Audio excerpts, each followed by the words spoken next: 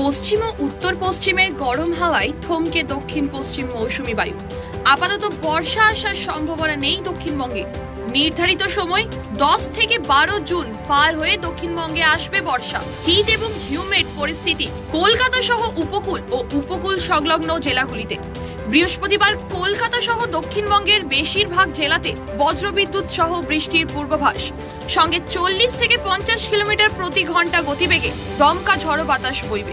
আগামী 3-4 দিনে 2 থেকে 4 ডিগ্রি পর্যন্ত তাপমাত্রা বাড়তে পারে। উত্তরবঙ্গে বর্ষা ইতিমধ্যে প্রবেশ করে গিয়েছে। বুধবার পর্যন্ত উত্তরবঙ্গের প্রায় সব জেলাতেই কম বেশি বৃষ্টির সম্ভাবনা। মঙ্গলবার দার্জিলিং, কালিম্পং, জলপাইগুড়ি, মালদা, কোচবিহার, আলিপুরদুয়ার, উত্তর ও দক্ষিণ দিনাজপুরে বজ্রবিদ্যুৎ সহ বিক্ষিপ্ত বৃষ্টিপাতের পূর্বাভাস, সঙ্গে 30 থেকে 50 কিলোমিটার প্রতি ঘন্টা গতিবেগে দমকা ঝড়ো বাতাস বইবে। মঙ্গলবার কলকাতায় সর্বনিম্ন তাপমাত্রা 29.1 ডিগ্রি সেলসিয়াস।